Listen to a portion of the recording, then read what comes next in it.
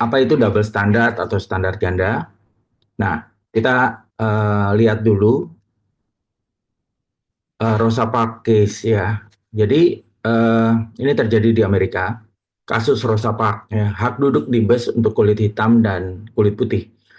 Jadi pada tahun 1955 di Montgomery, Alabama, Amerika Serikat, Rosa Parks, seorang perempuan Afrika Amerika, mengalami standar ganda dalam transportasi umum karena segregasi rasial. Nah, hukum di Montgomery mengharuskan orang kulit hitam memberikan kursi mereka kepada orang kulit putih jika bus penuh. Ya, jadi harus ngalah yang kulit hitam. Orang kulit putih bebas duduk di mana saja, mau duduk di depan, di tengah, di belakang gitu ya. Tetapi orang kulit hitam hanya boleh duduk di bagian belakang bus, ya. Nah, kemudian pada 1 Desember 1955, Rosa Parks menolak memberikan kursinya kepada seorang penumpang kulit putih. Akhirnya Rosa Parks ditangkap, didenda karena melanggar hukum segregasi. Nah, insiden ini memicu boykot untuk bus Montgomery dipimpin oleh Martin Luther King Jr. ya. Nah, boykot berlangsung lebih dari 1 tahun. Mereka nggak mau naik bus, mereka boykot, mereka demo. Dan akhirnya Mahkamah Agung Amerika Serikat pada waktu itu memutuskan bahwa segregasi di bus adalah ilegal. Jadi perlakuan antara kulit hitam, kulit putih di dalam bus itu akhirnya dicabut ya, dinyatakan ilegal, tidak boleh diberlakukan ya oleh transportasi umum di Amerika pada waktu itu. Nah, standar ganda berbasis rasial ini menciptakan ketidakadilan. Dengan keberaniannya, Rosa Parks membantu mengubah sejarah dan memperjuangkan hak yang sama bagi semua orang. Jadi ini yang terjadi di Amerika Serikat, Bapak Ibu, kurang lebih tahun 1955 atau 15 apa 10 tahun sejak kemerdekaan Indonesia ya tahun 1945. Ini 10 tahun setelah kemerdekaan Indonesia di Amerika ini 1955 terjadilah apa yang namanya segregasi, hukum segregasi atau pembedaan antara kulit hitam dan kulit putih. Nah, kita masuk apa itu double standard atau standar ganda. Standar ganda adalah penerapan prinsip atau aturan yang berbeda terhadap kelompok atau individu yang berbeda dalam situasi yang serupa, sehingga menimbulkan ketidakadilan. Misalnya perilaku tertentu mungkin dianggap dapat diterima untuk satu kelompok, tetapi tidak untuk kelompok lainnya. Nah, menurut Merriam-Webster, standar ganda adalah serangkaian prinsip yang diterapkan secara berbeda dan biasanya lebih ketat kepada satu kelompok orang atau keadaan dibandingkan dengan yang lain. Atau di dalam Cambridge English Dictionary mendefinisikan standar ganda sebagai aturan atau standar perilaku baik yang secara tidak adil diharapkan diikuti atau dicapai oleh beberapa orang tetapi tidak oleh orang lain. Ya, kita sering mendengar apa yang namanya tajam ke bawah, tumpul ke atas atau standar ganda ini di dalam pemerintahan maupun di dalam aturan-aturan yang diterapkan di dalam pihak swasta. Nah, kita masuk di dalam firman Tuhan yang diambil dari Yesaya 38 ayat 1 sampai 8 di mana judulnya Hizkia jatuh sakit. Pada hari-hari itu Hizkia jatuh sakit dan hampir mati. Lalu datanglah Nabi Yesaya bin Amos dan berkata kepadanya, "Beginilah firman Tuhan, sampaikanlah pesan terakhir kepada keluargamu sebab engkau akan mati, tidak akan sembuh lagi." Lalu Hizkia memalingkan mukanya ke arah dinding dan ia berdoa kepada Tuhan. Ia berkata, "Ah Tuhan, ingatlah kiranya bahwa aku telah hidup di hadapanmu dengan setia dan dengan tulus hati, dan bahwa aku telah melakukan apa yang baik di matamu." Kemudian menangislah Hizkia dengan sangat. Maka berfirmanlah Tuhan kepada Yesaya, "Pergilah, katakanlah kepada Hizkia, beginilah firman Tuhan Allah Daud, bapa leluhurmu. Telah ku dengar doamu, telah ku lihat air matamu. Sesungguhnya aku akan memperpanjang hidupmu 15 tahun lagi. Dan aku akan melepaskan engkau serta kota ini dari tangan Raja Asyur. Aku akan memagari kota ini. Inilah yang akan menjadi tanda bagimu dari Tuhan, bahwa Tuhan akan melakukan apa yang telah dijanjikannya. Sesungguhnya aku akan membuat bayang-bayang pada penunjuk matahari buatan Ahaz yang telah diturunkannya karena matahari berbalik 10 tapak ke belakang. Maka matahari pun berbalik 10 tapak ke belakang dari jarak yang telah ditempuhnya. Jadi Bapak Ibu, kalau kita membaca ayat ini, Hizkia jatuh sakit ya. udah vonis sudah datang dari Tuhan, firman Tuhan melalui hambanya Nabi Yesaya, kamu akan mati, tidak akan sembuh lagi, ya.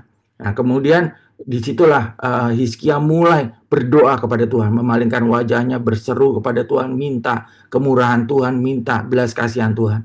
Nah, belum lagi Yesaya keluar dari istana raja, ya, disuruh balik sama Tuhan. Dah, katakan pada Hizkia, ya, udah dia aku udah mendengar doanya, udah aku lihat air matanya, aku akan perpanjang dia 15 tahun lagi dan akan melepaskan kota ini dari tangan Raja Asyur dan seterusnya dan seterusnya. Bahkan diberikan tanda di mana bayang-bayangnya mundur 10 tapak ke belakang, ya. Nah, ini sangat fenomenal. Ini sering dikutip Bapak Ibu sekalian firman ini untuk pada waktu kita berdoa memohon kesembuhan kepada Tuhan. Ini sering sekali diperdengarkan seperti itu. Nah, siapa Hizkia sebenarnya, Bapak Ibu? Raja Hizkia adalah raja ke-13 dari kerajaan Yehuda. Jadi, setelah Salomo ada 20 raja, ya, sampai kepada zaman Maleaki, ya, di mana kemudian Tuhan tidak berbicara lagi ratusan tahun, baru kemudian Yesus lahir, ya. Jadi Raja Hizkia adalah raja ke-13 dari kerajaan Yehuda yang jumlah raja itu 20, ya. Ia memerintah kerajaan Yehuda selama 29 tahun, sekitar 715 sampai 686 sebelum Masehi, menggantikan ayahnya Raja Ahaz. Pemerintahannya terkenal karena reformasi rohani yang menghapus penyembahan berhala dan pemulihan ibadah kepada Tuhan. Nah, jumlah rakyat Yehuda pada masa pemerintahan Hizkia diperkirakan sekitar 200.000 hingga 300.000 orang.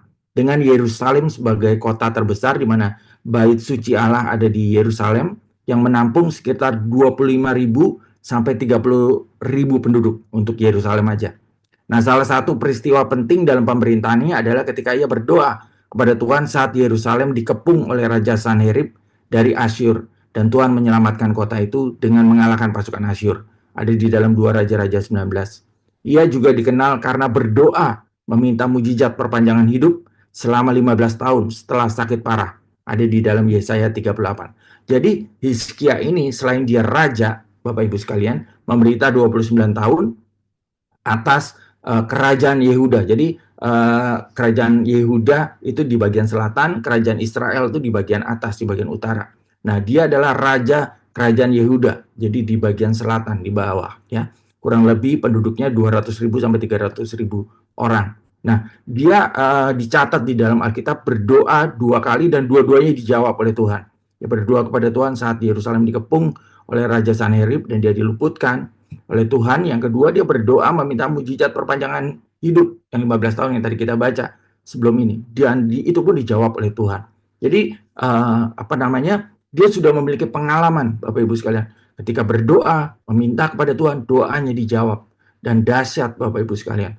Dia mendapatkan jawaban Tuhan.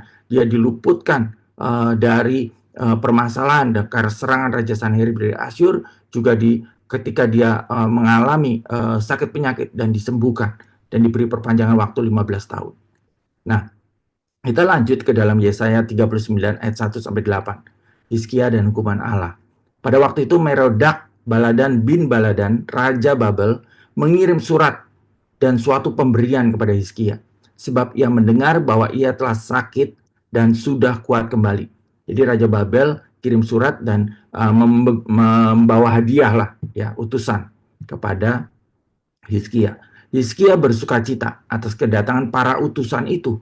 Lalu diperlihatkanlah kepada mereka rumah perbendaharaannya. Jadi dikasih unjuk, Bapak Ibu sekalian, rumah perbendaharaannya, ya, hartanya semua, perak, emas, rempah-rempah, minyak berharga, segenap rumah persenjataannya. Jadi kavalerinya diunjukin semua persenjataannya, semua artilerinya dan seluruh harta miliknya dan segala yang terdapat dalam perbendaharaannya. Tidak ada barang yang tidak diperlihatkan Hizkia kepada mereka, kepada utusan dari Babel itu, di dalam istana dan segenap wilayah kekuasaannya. Kemudian datanglah Nabi Yesaya kepada Raja Hizkia dan berkata kepadanya, apakah yang telah dikatakan orang-orang ini? Dan dari manakah mereka datang kepadamu? Jawab Hizkia, mereka datang kepadaku dari negeri yang jauh, dari Babel. Lalu tanya Yesaya, ya, apakah yang telah mereka lihat di istanamu? Jawab Hizkia, mereka telah melihat segala yang ada di istanaku. Tidak ada barang tidak kuperlihatkan kepada mereka di dalam perbendaharaanku. Lalu Yesaya berkata kepada Hizkia, dengarkanlah firman Tuhan semesta alam. Sesungguhnya suatu waktu akan datang bahwa segala yang ada di istanamu dan yang telah dikumpulkan nenek moyangmu sampai hari ini akan diangkut ke Babel. Tidak ada barang yang akan ditinggalkan. Demikianlah firman Tuhan. Dan dari keturunanmu yang akan lahir daripadamu dan yang akan menjadi anakmu akan diambil orang untuk menjadi sida-sida di istana Raja Babel. Hizkia menjawab kepada Yesaya, sungguh baik firman Tuhan yang kau ucapkan itu. Tetapi pikirnya, asal ada damai dan keamanan seumur hidupku. Nah, kita lihat eksposisinya Bapak Ibu, sikap Hizkia terhadap firman Tuhan. Ya, kalau kita highlight di ayat 8 dikatakan Hizkia menjawab kepada Yesaya, sungguh baik firman Tuhan yang kau ucapkan itu. Tetapi pikirnya asal ada damai dan keamanan seumur hidupku. Nah, Yesaya 39 adalah kelanjutan dari peristiwa yang terjadi di Yesaya 38, yaitu tentang kesembuhan Hizkia. Setelah sembuh, Hizkia menerima utusan dari Babel yang mengirim hadiah kepadanya dalam sikap yang penuh kebanggaan. Ya, Hizkia menunjukkan semua harta benda dan kekayaannya kepada utusan tersebut. Nah, Tuhan kemudian mengutus Yesaya untuk menegur Hizkia karena tindakannya yang tidak bijaksana, pamer, dan sombong. Yesaya menyampaikan nubuat bahwa suatu hari nanti Babel akan menawan keturunan Hizkia dan membawa seluruh harta benda yang ada di Yehuda ke Babel. Ya. Nah, mendengar nubuat itu, Hizkia meresponnya dengan berkata, sungguh baik firman Tuhan yang engkau ucapkan itu. Namun pernyataan berikutnya menunjukkan pikirannya yang lebih egois. Asal ada damai dan keamanan seumur hidupku. Nah, ayat ini mencerminkan sikap pasif dan egois dari Hizkia dalam menanggapi nubuat Tuhan. Ada beberapa poin utama yang dapat kita pelajari. Yang pertama, respon pasif Hizkia. Hizkia menerima firman Tuhan tanpa perlawanan atau perenungan yang mendalam. Ia tidak menunjukkan kesedihan, tidak menunjukkan doa syafaat juga, atau usaha untuk mengubah keputusan Tuhan. Tidak seperti ketika ia berdoa agar Tuhan memperpanjang umurnya. Ya. Jadi dalam Yesaya 38 dia kan ketika dapat ketetapan Tuhan, kamu akan mati, nggak akan sembuh lagi. Dia berseru pada Tuhan, memohon, meminta pengampunan dari Tuhan, meminta belas kasihan Tuhan, dan Tuhan jawab. Tetapi kasus yang kedua, ketika Tuhan bilang, semua anak cucumu, keturunanmu, semua akan ditawan, dibawa ke Babel. Semua harta ini akan dibawa ke Babel. Anak cucumu akan menjadi sida-sida di Babel. Ya, dia responnya pasif. Ya, nah bahkan di dalam pertunjukan sikap egois, asal ada damai dan keamanan seumur hidupku. Hizkia merasa lega bahwa kehancuran yang dinubuatkan tidak terjadi dalam masa pemerintahannya. Ini egois banget Bapak Ibu sekalian. Tetapi setelah kematiannya, ya. Jadi dia pikir, udahlah ini terjadi juga bukan selama aku hidup, ya kan. Jadi namanya dia seakan-akan nama aku tetap bagus kok sebagai raja, ya. Nggak ada ininya, gitu. Nggak ada salahnya, yaitu yang terjadi nanti setelah aku, gitu. Ini menunjukkan bahwa ia lebih memikirkan kenyamanan pribadinya daripada nasib bangsanya di masa depan. Ya, jadi dia nggak peduli nasib bangsanya, bahkan tidak peduli dengan nasib anak cucunya yang dikatakan menjadi sida-sida di Babel. Nah, bandingkan dengan raja lain, Bapak Ibu sekalian. Bandingkan sikap Hizkia dengan sikap raja seperti Yosia. Dalam 2 Raja-Raja 22 ayat 19-20, ketika Yosia mendengar nubuat tentang kehancuran Yehuda, ia merendahkan hati, berdoa, dan mengadakan reformasi besar di dalam bangsanya. Hizkia seharusnya memiliki sikap seperti Yosia, mencari belas kasihan Tuhan agar keturunannya tidak mengalami penderitaan. Satu contoh lain, Bapak Ibu sekalian, itu Yunus ketika dia berkhotbah di Niniwe. Niniwe dikasih waktu, kalau kamu tidak bertobat, negeri ini akan dihancur leburkan oleh Tuhan. Itu Niniwe, rajanya nggak percaya Tuhan, nggak kenal Tuhan, bahkan nggak dikatakan nggak bisa membedakan tangan kiri dengan tangan kanan. Tetapi dia bertobat, bahkan dikatakan ternaknya semua disuruh bertobat, suruh berpuasa, ya semuanya, sampai kemudian Tuhan tidak jadi menghancurkan Niniwe. Jadi responnya itu bahkan orang yang tidak mengenal Tuhan, Raja Niniwe aja lebih baik responnya daripada respon Hizkia, Bapak Ibu sekalian. Ya. Nah, jadi kita lihat di sini ada dua standar Hizkia. Dalam menghadapi hukuman atau ketetapan Tuhan yang disampaikan oleh Nabi Yesaya, Hizkia menerapkan standar yang berbeda. Ketika ia divonis mati di dalam Yesaya 38, dia menyesal, menangis, berseru, memohon ampunan Tuhan. Tetapi ketika Israel divonis, bukan Israel ya, ketika Yehuda, kerajaan Yehuda divonis hancur di dalam Yesaya 39, dia malah acuh, pasif, berdiam diri, dingin, tanpa reaksi yang baik, dan menganggap itu baik-baik saja, Bapak Ibu. Nah, awal mula nubuatan hukuman Allah itu kan kesalahan fatal Hizkia, dimulai dari flexing, ya, pamer harta, unjuk kekuatan, termasuk gelar kekuatan militer, gelar kekayaan kerajaan, serta ekonomi kerajaan Yehuda. Jadi nubuatan hukuman Allah ini terjadi murni karena kesalahan Hizkia sebagai raja dan penanggung jawab kerajaan Yehuda. Murni kesalahan Hizkia, Bapak Ibu sekalian. Nah, alih-alih menyadari kesalahan, alih-alih introspeksi diri, bertobat, memohon ampunan Tuhan atas nubuatan hukuman Allah yang dijatuhkan ini, ia malah memilih untuk mengeraskan hati, tidak mengambil tindakan pertobatan sama sekali. Cuek. Dia pikir, ya udahlah, itu terjadi bukan di zaman aku. Nah, jadi Hizkia telah gagal memberi respon yang tepat. Dia acuh dan egois, asal saya aman dan tidak alami musibah, yang lain saya tidak peduli. Ya, tidak bertobat dari kesombongan dan kejatuhannya. Munafik, berpura-pura tenang seakan-akan menerima keputusan Tuhan. Dan yang keempat, tanpa empati, tidak merasa perlu memohon belas kasihan Tuhan untuk anak, cucu, dan bangsanya yang dikatakan akan menjadi sida-sida di Babel. Nah, ini pertanyaan renungan kita. Apakah tindakan Hizkia untuk flexing atau pamer itu pantas? Nah, Hizkia adalah Raja Yehuda yang memerintah atas perkenanan Tuhan. Dia diberkati dengan kemegahan dan kekayaan.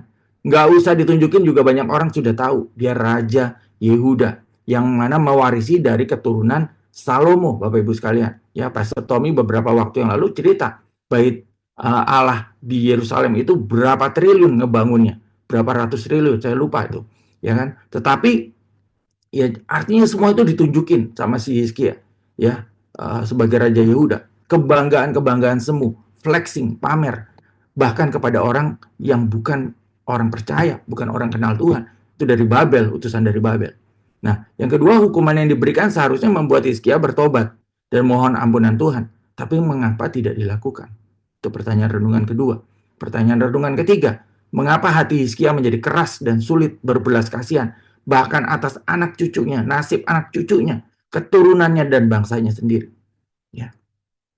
Nah, kalau kita lihat Bapak Ibu sekalian di dalam Hosea 6 ayat 6, sebab aku menyukai kasih setia dan bukan korban sembelihan, dan menyukai pengenalan akan Allah lebih daripada korban-korban bakaran.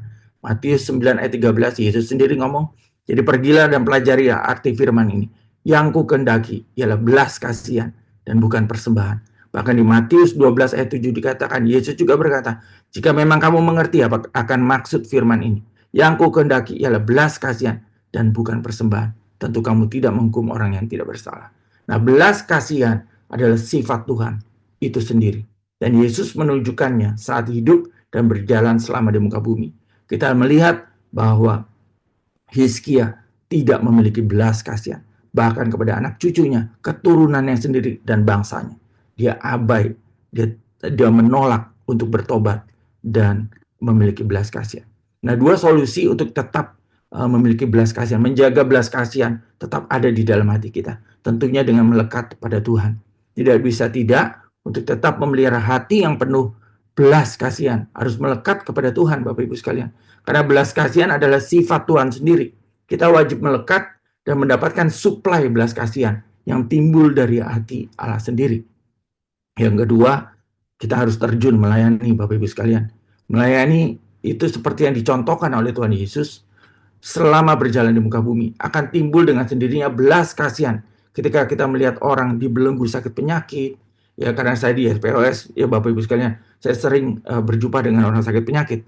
Ya kan, bahkan kalau kita melayani di RSHB, kita melihat, ketemu langsung dengan orang sakit, dan sakit itu aneh-aneh Bapak Ibu sekalian. Kita belas kasihannya timbul Bapak Ibu, ketemu dengan orang-orang sakit. Ya, kita ketemu dengan masalah dosa, keterikatan dan sebagainya pada dalam pelayanan-pelayanan kita, timbul belas kasihan.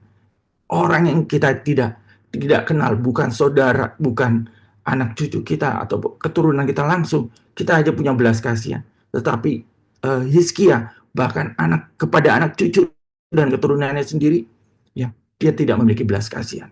Ya, hilang belas kasihan di dalam dirinya. Nah, ada 3 sikap hati yang baik, Bapak Ibu. Pertama, jangan hanya memikirkan kepentingan pribadi. Hizkia merasa puas bahwa ia sendiri tidak akan mengalami penderitaan tanpa memikirkan generasi berikutnya. Kita belajar bahwa seorang pemimpin seharusnya memiliki visi jangka panjang dan memikirkan generasi mendatang. Ya, jangan puas dengan kondisi saat ini. Meskipun keadaan saat ini masih damai, ancaman di depan tetap nyata. Orang percaya tidak boleh hanya mencari kenyamanan sementara, tetapi harus selalu bersiap menghadapi tantangan iman di masa depan. Ya. Dan yang ketiga, tetap bersyukur, tetapi jangan pasif. Sikap menerima firman Tuhan adalah baik, tetapi tidak boleh menjadi alasan untuk tidak bertindak. Kita perlu meniru sikap Daniel, Nehemia, dan Yosia yang merespon firman Tuhan dengan doa, pertobatan, dan tindakan nyata. Summary atau kesimpulan dari firman Tuhan pada pagi hari ini dalam Yesaya 39 ayat 8 itu bagaimana menggambarkan sikap pasif dan egois Hizkia dalam menanggapi nubuat kehancuran Yehuda. Alih-alih berdoa mencari belas kasihan Tuhan seperti yang pernah ia lakukan saat sakit, ia hanya bersyukur karena kehancuran tidak terjadi di masanya. Ya, jadi ini benar-benar egois dan tidak memiliki belas kasihan. Nah, pelajaran bagi kita, jangan hanya puas dengan kenyamanan pribadi, pikirkan generasi mendatang. Bapak Ibu, hari-hari ini Jabodetabek banyak mengalami banjir, Bapak Ibu. Kemarin saya juga terjebak banjir, ya. Nah, pikirkan apa yang bisa kita lakukan untuk teman-teman kita sesama jemaat yang mengalami banjir, mengalami dampak dari banjir, ya. Bapak Ibu bisa berdoa untuk mereka, bisa menghubungi mereka, menelpon, menanyakan kebutuhan mereka seperti apa. Bapak Ibu bisa memberikan atau membelikan makanan mungkin buat mereka atau kebutuhan-kebutuhan yang dibutuhkan mereka dalam waktu dekat ini, ya. Jangan merasa bahwa kita nggak mengalami banjir, ya, biarin aja, peduli amat dengan orang lain gitu ya. Kita tidak boleh egois, Bapak Ibu. Kita harus punya belas kasihan. Nah, dan kedua, jangan hanya menerima firman Tuhan secara pasif, tapi bertindak untuk mengubah keadaan. Ya, berseru, bertobat, memohon ampunan Tuhan, dan juga meminta belas kasihan Tuhan. Itu mampu mengubah, Tuhan mampu mengubah keputusannya, mampu mengubah keadaan. Ya. Dan yang ketiga, seorang pemimpin yang baik memiliki visi jangka panjang, peduli terhadap masa depan bangsanya. Kita bersyukur gereja kita memikirkan intergenerasi, memikirkan pelayanan generasi berikutnya. Ya, anak-anak muda, anak-anak kecil, mulai dikader, mulai dibina, mulai dididik untuk menjadi leader, untuk menjadi pemimpin. Itu memikirkan masa depan, ya, memikirkan. Itu pemikiran yang baik. Kita harus memikirkan masa depan, bukan hanya sesaat ini aja, ya, asal kita baik-baik aja hari ini. Enggak, tapi kita harus memikirkan generasi-generasi berikutnya. Nah, sikap kita terhadap firman Tuhan seharusnya lebih dari sekedar menerima, tapi juga merespon dengan iman, doa, dan tindakan nyata. Sekian Bapak Ibu sekalian, saya sudah selesai. Besok dalam Morning Chapel, Kamis 6 Maret 2025, pada waktu yang sama, melalui link Zoom yang sama, Bapak Ibu akan diberkati oleh Pendeta Cornelius Watimena. Baik, saya undang kita semua untuk berdoa. Bapa yang Maha Baik, hamba-Mu selesai menyampaikan firman-Mu. Tuhan, bersyukur Tuhan, Engkau mengingatkan kami untuk kami tidak boleh memiliki double standard, untuk kami memiliki hati yang murni, yang tulus, dan berlaku sama kepada setiap keadaan. Tuhan, ajari kami untuk rendah hati, untuk menerima setiap teguran, untuk menerima tiap firman Tuhan, dan menjadi acuan kepada kami, untuk kami firman Tuhan yang kami terima itu membuat kami lebih lembut hati lagi, untuk kami melakukan take action Tuhan, melakukan sesuai dengan tuntunan Tuhan. Terima kasih Tuhan. Kami bersyukur untuk pagi hari ini Tuhan. Berdoa juga untuk kawan-kawan kami yang terdampak banjir Tuhan, diberikan kekuatan, diberikan kesehatan, dijauhkan dari sakit penyakit, dan mereka semua yang mengalami dampak pada banjir Tuhan segera mendapatkan solusi-solusi terbaik. Dan biar Tuhan yang memakai setiap kami untuk juga boleh menolong teman-teman kami yang terdampak dengan banjir. Kiranya berkat Tuhan menyertai setiap kami Tuhan, setiap kami yang hadir dalam Morning Chapel pagi hari ini, yaitu berkat kesehatan, berkat pemeliharaan Tuhan, berkat penjagaan Tuhan, kasih setia Tuhan menyertai kami. Apapun yang kami kerjakan hari ini, Tuhan menyertai, membuatnya berhasil. Baik pekerjaan kami, usaha kami, apapun juga yang kami kerjakan, Tuhan menyertainya dan membawa kami level up. Di dalam nama Tuhan Yesus kami terima berkat ini. Haleluya. Amin.